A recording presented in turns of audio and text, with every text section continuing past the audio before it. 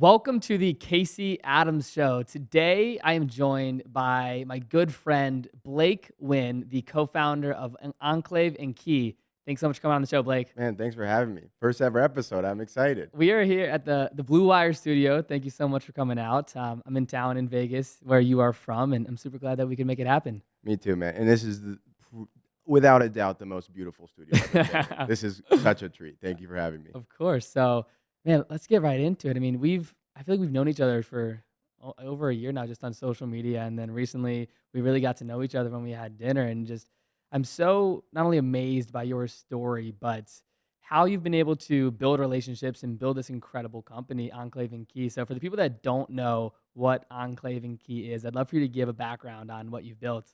So, Enclave and Key at the end of the day is just the bridge and gap between brands and, in often cases, celebrities. And those celebrities were originally just pro athletes. The company started 3 years ago. It was called Wynn Sports LLC.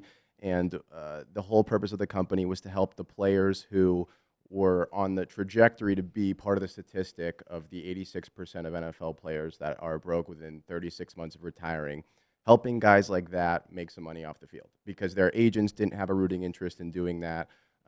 They weren't necessarily able to do it for themselves. And at the time, I was a YouTuber, so I had a lot of the brand contacts that were necessary to make that happen. So for about a year and a half, that was the business. And then it transitioned to, well, now we have such a large pool of influencers to work with, not even just athletes, but now it was, TikTokers and YouTubers and that whole, realm of social media. It was, well, let's just go to the brands and say, hey, if you want to work with 200 of the world's most influential people, we can help you do that. And so now our positioning is very much so, if you're a brand and you've got a story to tell, we have the world's best storytellers to help you do that. I love that. Speaking of being a YouTuber, I know just your past life, I guess you could say, you've had an incredible YouTube presence, sneaker collection, I should say the least. When did that start? When did you start, collecting sneakers, building a brand on YouTube? Because I know when we talked about it at dinner, like that was such an important part of your journey before Enclave and Key, which has been an incredible journey to watch. But when did you get into sneaker collecting? So I didn't, sneaker collecting was something that kind of happened as a byproduct of reselling sneakers, which, looked a lot different 10 years ago. I started in Yeah. 2011. I was 11 years old at the time. I walked into an Adidas outlet. I saw a pair of shoes for $19.99 that said suggested retail $199.99. And for some reason, it triggered in my head that, hey, these are probably worth more than $20. So I bought two pairs of them. I put them on my eBay. Next day, they both sold for $110 each. And I just got so fascinated by the concept of essentially arbitrage at 11 years old. Yep. So did that for about 5 years. And in order to grow that business, that was actually why I started the YouTube. I wanted to market it, so I reached out to Nice Kicks and Sneaker Watch and Kais Omar and all these people that I had following in that space at the time. Hey, how much would it be to promote my eBay store? Keep in mind, there's no StockX at this point. This is late 2015. There's no Yep. StockX. That was 2016. There may have been Goat, but it was nothing if it was. And so eBay was it. And so they hit me with rates that they later went on to hit these brands with, except I wasn't a brand. I was a 15, 16-year-old Yeah. kid in high school still, so I was like, I'm going to do this myself. And so I started the YouTube. 45 days later, I hit 10,000 subscribers. 6 months after that, I hit 100,000. And very quickly, it went from, oh, let me have YouTube as help to resell sneakers. It very quickly became, oh, shoot, there's this whole influencer thing, right? Because you got to think, this same time is when Jake and Logan Paul were doing the music videos back and forth, and Team 10 was becoming a thing, and SneakerCon was becoming really, really popular amongst YouTubers. So I was definitely a beneficiary of just really the perfect timing. I love that. How did you continue to maintain that over time when it comes to doing brand deals, working with companies as an influencer yourself, also as someone that's selling sneakers? I know you've told me some incredible stories just about the companies that you've been able to work with and even get ownership in at an early stage through being an influencer. And I think, that's an important conversation nowadays where, at Media Kits, we're talking to creators about the creator economy and how they can monetize. And I think it's fluctuated so much over the past decade that the deals that you were doing back then with, like, let's say early StockX or whatever it may have Right. been are different than the deals that are maybe being done now. So I'd love for you to dive into that. Well, at the end of the day, every influencer, and this is especially true for social media influencers, different than athletes, is that they're really their own micro business, whether they like to acknowledge that or not, right? Like you as an individual have a following, and that following is essentially your clientele or consumer base. And then, there's the standard, let's, do merchandise, let's go on tour, let's do all these things. But then there's the desire to work with brands and get brands backing your small brand. Like imagine Yep. being a small business and having, let's say you were a small sneaker seller and Nike endorsed your business. Well, you might be a sneaker seller, but all of a sudden, one of the biggest brands in the world, who in theory should be your biggest competition, but they're so much larger than you don't even look at it that way, is now actually endorsing you, right? Yep. Like that's a lot of the positioning for brand deals. It's like these companies that would otherwise be competition that are essentially using their audience to become part of their clientele because they are competitors, right? And so it's interesting because a lot of influencers, I think, love to very, very, very quickly outsource the deal making. And to me, the deal making was the reason I wanted to be an influencer. It gave Yeah. me something to bring to the table that had value to whoever I was sitting across from. Most influencers, they hire a manager. Let's say they're the best manager in the world, so be it. Uh, that person's job is to get them deals, and they're very caught up in their content, their editing, their video, all those things. I was the complete opposite. I hired a videographer, I hired an editor, and I was unwilling at all costs to take a manager because that's what I got a kick out of. And so for me, I was always looking for the next fun deal to kind of structure because, to be honest, I think that's probably the largest skill set I have is the ability to negotiate. Love that. What have you seen through working with athletes on and off the field? I mean, I think nowadays with now college athletes being able to monetize, it just opened up an entire new genre of influencers, I guess you could say. So, how do you look at monetizing athletes, and how do you, bring more value to that? You said 86% of athletes that become broke 3 years after they stop playing in the league. Like, how are you continuing to bring value to these athletes, and what is the strategy to helping these athletes monetize? So, in a sense, we're almost coming in as a secondary manager, except we're just telling them, look, we're not exclusive. We're just bringing you offers, right? Yep. Now, the positioning is different on a completely individual basis. Like for NIL guys, I have certain conversations with guys where I'm like, look, here's the reality. Like you're an influencer now. You're on a big time college team. You guys are in the top 25. Brands are busting your door down.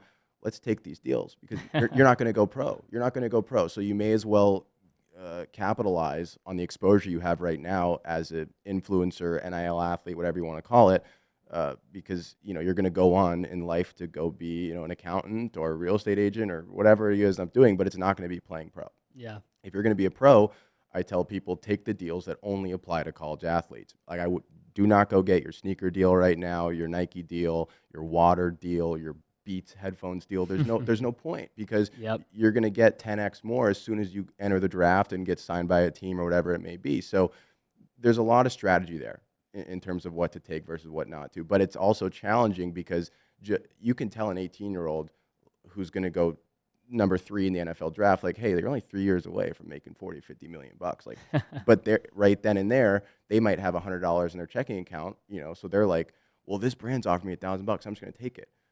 And if the brand's able to get away with that, huge win for the brand. Yep. But to the player, I'm like, look, like probably not your best bet, Totally.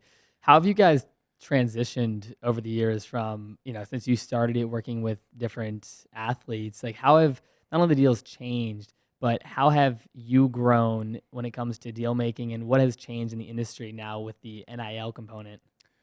The NIL component for us, at least, hasn't been as dramatic of a change as you might think, just because we're not being super aggressive on the NIL side. We have about 12 NIL guys that we work with. All 12 of them are going to be professional athletes one day, and that's kind of our positioning is, Yep. at this point in time, because we represent the brand, I do want to get some really good college guys in early with these brands where these brands can end up paying, cents on the dollar for the value that they're going to end up getting long term. And at the same time, the guy is able to get some income short term. And so on the NIL front, it's really just a battle of making sure that the fit is right and that it doesn't hurt their ability to do anything long term. Separate from that, I think it's great for them to be able to earn some money. Now, going back to our positioning, it's changed so much, and it changes so frequently. And what I mean by that is like every month, all of a sudden, it's like we'll be doing something with a brand, and they'll say to me, we need to increase our impressions on this. But then the next month it's like, well, we have a Black Friday thing. We just want website traffic. And then it's this and it's this and it's this. And you have to be able to juggle that flip of the messaging of the content, the creative and all that, except you got to remember we're not dealing with influencers, right? Like if I said that to you, you understand so much about how to create content and how it works, that would be no problem for you. But explaining that to a football player is a little different. Yep. Combined with their schedules, combined with their, like for example, even let's say it's a product and they need the product in their hand. Well, they might not be home for 3 weeks straight. You know what I mean? Like Yep. there's complications there that are so nuanced that it's incredibly important for us to pick brand partners who understand those things and are not only not scared of those things, but they're like, no, we like that kind of flexibility of it. Totally. I want to transition a bit. I think just talking about entrepreneurship as a whole, I know you said you got into the reselling of sneakers at 11 years old. Where did this drive come from for you early on, and how have you maintained that over time when it comes to what motivates you? I think a lot of it you're born with. I've always been the kind of person that says, like, I truly do believe that you're born with an entrepreneurial tendency because you have a desire to live in a way that most normal people would never want to live. It's really uncomfortable when you get a close look at it. And so I think I was born with it, but I was also, exposed to it a lot at a very young age. We're sitting here in Blue Wire Studios in the Wynn Hotel, which my uncle started. And so at a very, very early age, seeing him do it, like I probably didn't even understand what he was doing, but I was just exposed to it, like literally in Yeah. the room. And then my parents got divorced in 2008, and around 2010, as my mom and I are kind of trying to figure out what's the next step of life for us, if you will. I ended up being raised primarily by my single mom. She learned how to do options trading, and I kind of fell into the sneaker thing. And Yep. so from that moment on, I've never known anything besides entrepreneurship. I never had a summer job mowing lawns or working somewhere, doing anything like that. I've worked for myself since I was 11 years old. I've paid taxes as a sole proprietor, owner of an LLC since I was 12. And that's all I've really ever known. I love that. And when you talk about like mentorship and growing up with it, when you talk about your uncle, Steve Wynn, what would you say you've learned from him overall, but also just the mentors in your life that have instilled entrepreneurship in you from an early age? Because, I mean, you said, you didn't really see maybe what he was doing there, but the values and what rubbed off on you, whether that's his grit, his deal mentality, whatever it may be. Just I'd love to know like what you learned through spending time with him and what's been instilled in you. So inherently, you learn that days are not 8 hours long. A lot of people, a lot of people look at days as 8 hours long, and then they got their time. Steve was 8 a.m. to 10 p.m. for 50, 60 years. That's all he knew. It's like business dinners. But it's not to say that you're sitting at a desk in a cubicle for 19 hours. You don't have to be unrealistic, but, you go to dinner and it's with a client or with a friend of the business or whatever it may be. And so you see those things happen and you realize that being an entrepreneur is a lifestyle, not a career choice. And in accepting that lifestyle, your goal has to be to learn and to get better as quickly as possible. So as I got older, I would then go back to my uncle and seek advice that I could understand because I was older. And he would explain to me, like, for example, the value of any enterprise is its ability to create a culture. Because if you don't create a culture, then that thing cannot live on without you, right? And so there's thoughts like that have dramatically impacted my ability to lead my team. We have about 30 people on our staff, counting our contractors and everything like that. And as much as I can maybe do, as many deals as I can maybe make, if they're not done properly, the whole thing falls apart. And so I've taken a pretty unique approach to building the business in that respect. But a lot of it is because that's what I've, more or less been coached and advised to do by people around me who I trust, not just my uncle by any means. I have a number of mentors, one of whom is going to be on your show next, Justin Blau. Yes. He convinced me to drop out of college. It's like, it's people who I trust, who I know. Let's talk about that. He Let's do it. convinced you to drop out of college. Yes. That's an important thing to say. So we were in New York City. I was at Fordham University at the time. Okay. I lived a couple of blocks away from this place called the Aviary. It's a beautiful bar, but they also have a speakeasy, and Justin loves speakeasies. He likes the ability to get all these different kinds of drinks and have smoke and different stuff come out of it. So he said, let's go get a drink. So we're getting a drink, and it's about 9 p.m. At 2 a.m., I stand up, and I have a different outlook on life. I went there to have a drink. because I didn't have homework or whatever it may be. And I left there thinking, okay, well, I'm done with school. What was it that he spoke to you about? Uh, so Justin, if I might be wrong on the semester, but I want to say he dropped out the second semester of his junior year. I Okay. was in the very end of my freshman year. And, he knew a lot about my business all the way down, truth be told, to like the numbers of it, the growth pattern. I mean, he knew a lot about it. He was one of our first clients outside of athletes. Like he signed to us when we were Wynn Sports, and he Wow. was an EDM artist, right?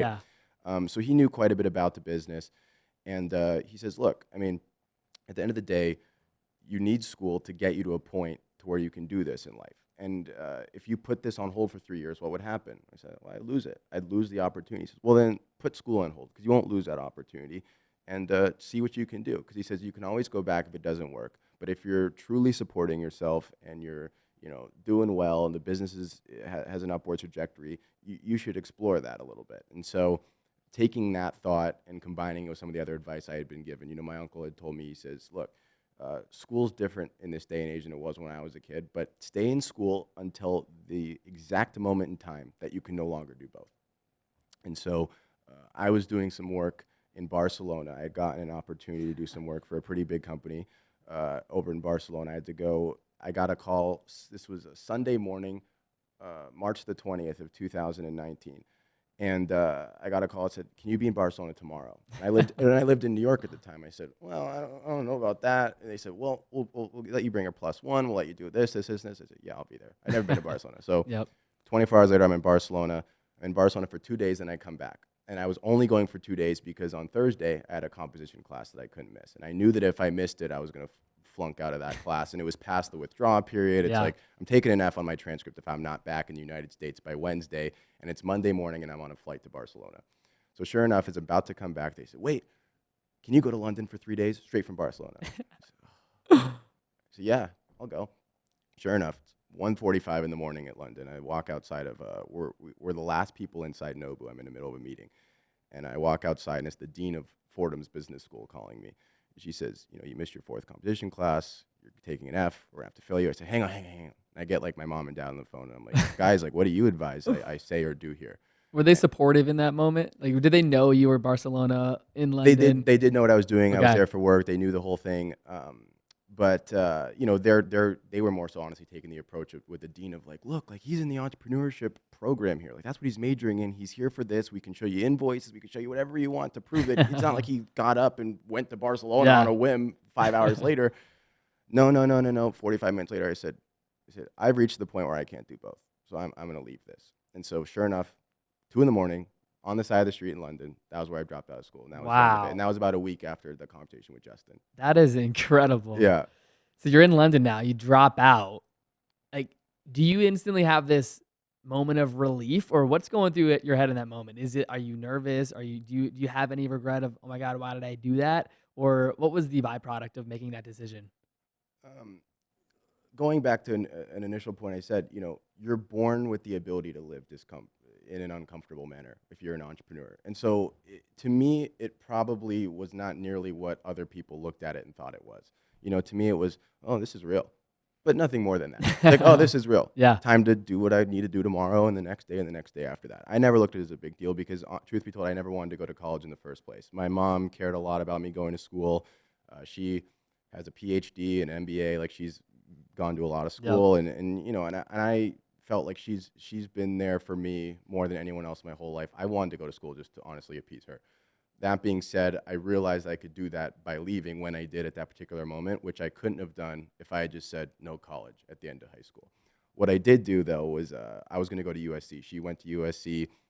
She was really excited that I was going to be 5-hour drive from home, 1-hour flight, the whole thing.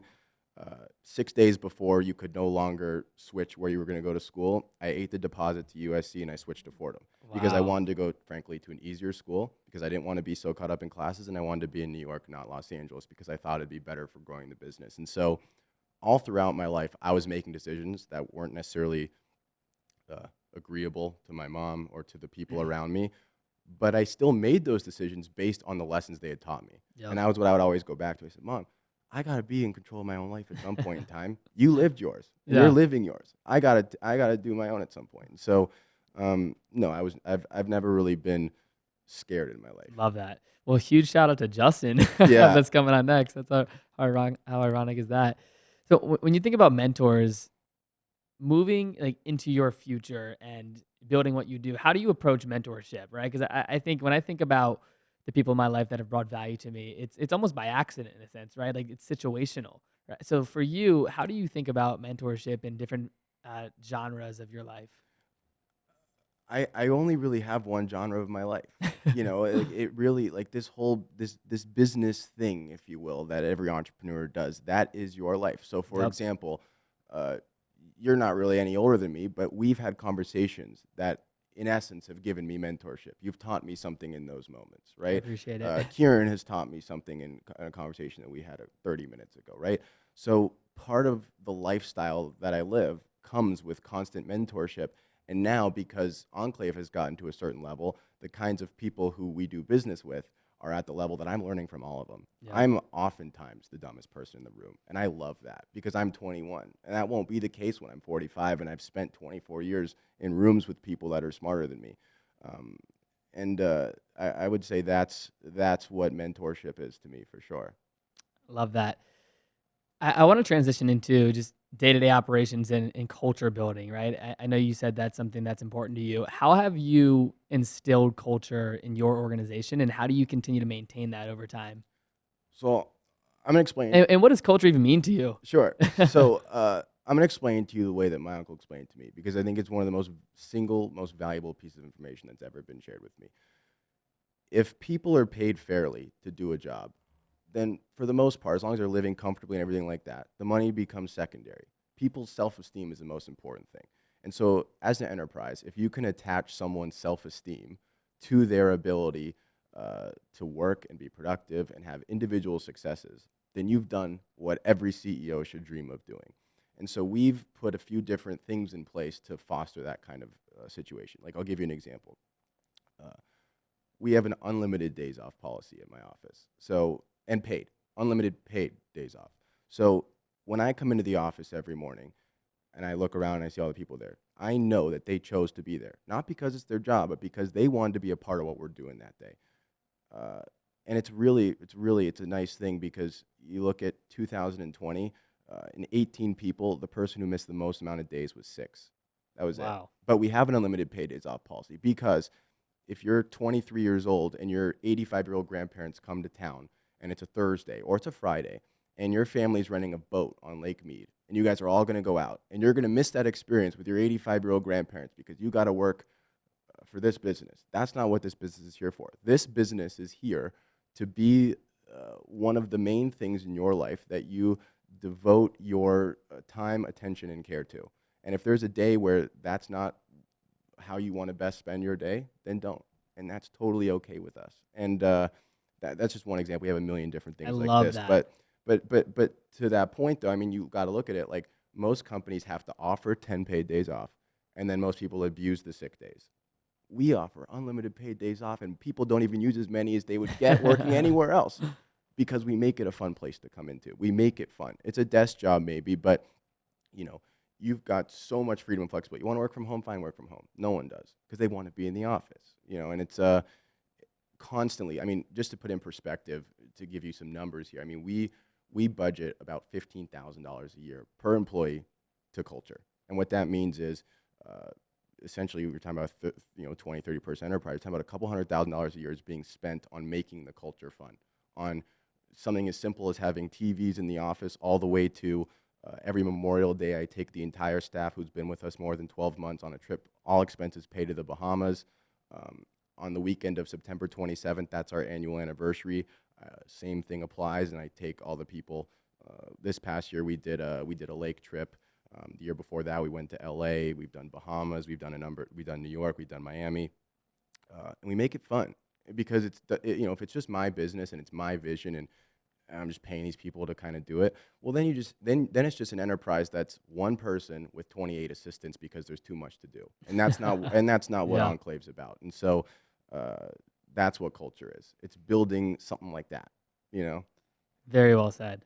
I love that approach to it, and I think just the way you explain that, I think anyone listening can learn something And from. I explained it the way that he explained it to me, like almost No, verbatim. that I can tell. I can tell. Like very strategic and it's impactful. So I appreciate you for sharing that. When you think about your future as Blake Wynn, who you want to be, who you want to become, right? We're both 21 years old, young guys in the grand scheme of things. What is your ultimate goal in life? Maybe you don't know that yet. Maybe it comes to you and it's different every day. But when you think about the future, what excites you and who do you want to become? I would like to be someone that people are proud to know. And I think that that's a pretty common answer. And there's the whole legacy answer and all that. And look, ultimately, a legacy is a byproduct of what you do. What mark do you actually leave? And that'll determine your legacy. But there's people who I'm proud to know who they might have 48 followers on Instagram. They're good people. They have their mind is in the right place. Their heart is full of the best interest for everyone. And that's what I would like to be known as. Like there's so much of my day where I will spend it doing favors for people who are outside of the Enclave and Key brand, favors that have no impact on our business, but I'll do them because I want to be that guy that if your back's against the wall, no, if it's trouble or something like that, I don't mean that, but if your back's against the wall or you got a killer idea and you just don't know where to go, or you need to be connected to someone that you know that I know that you otherwise could never get to. I want to be that guy who says, yeah, here's a group text. Not that guy that's like, well, that's my relationship. That's mine. And there's a lot of people like that. Yeah. And so to me, I want to be known as one of those people who you can just go to. And when you're done talking to them, you're just going to say, wow, that was a good encounter. That made my day better. That's really all I'd like. Love that. Very cool. I have a couple more questions before we wrap up here, Blake. I want to talk about sports. When Love you're it. working with athletes in the day-to-day operations, like where do you tend to spend your time working with these athletes? Because I know, right? I'll see you on Instagram. You're on the fields at the Chargers games, and you're engaging with the players. Like that is a type of energy and behavior that is very special to who you are, based on what I know about you. But how do you spend your days with the players, nurturing the relationships, and overall making sure that they are happy as clients, but also friends and people that you respect? It's interesting. Like these players are the same as me, besides they're a lot more physically gifted. I mean, but so hear me out here. I'm about to turn 22 years old. Our average client's probably 26. Okay, so there's a couple years apart, but basically we're at the same point in life. We're into the same things. Sneakers is a very common denominator between athletes and myself. I like cards, I like art, I'm into real estate, I'm into all these different things, and they're the same things that they're into. I was sharing with you before this, like I'm on a bowling league team on Wednesday nights with Henry Ruggs from the Raiders. It's like we're into the same things, so we become very, very good friends. And the fact that we can do business together becomes icing on the top for them. And truth be told, that's how it should feel, because I'm not the one that's brokering every last detail. I'm not the one sending them their content briefings when they got to do a deal, right? That's my team. So if they have a real strong relationship with me, and let's just say they don't even care about the deal, they just don't want to let me down, then the deal that they do for the company that they're essentially sold to is going to be that much better. And so my job in building these relationships is to really strengthen the end product that Enclave is here to serve to a particular company. Now, on a personal level, there's nothing I could have dreamed of more than to do what I do right now. As a young kid, the only reason I even knew about eBay was because I used to buy and sell football cards on there for $1, $2 at a time. It was not a business. I lost a lot of money. Well, for a 9 or 10-year-old, I probably lost. My mom would give me $20 a week, and I would get to go to Target or Walmart at the time, buy some cards. I could rip them open, and then I would take a couple of nice ones. I'd sell them on eBay just so I could get an extra $15 that week. So I was kind of just Yeah. burning cash 25% of the time. But now the people who I grew up idolizing are some of my best friends, and it's a unique feeling because I am only 21, so there is still that 11-year-old inside of me that's not that far removed from today that says, "Do you believe this? Like, do you believe that this is actually like what you do on a daily basis? The Yeah. Chargers are a client of yours.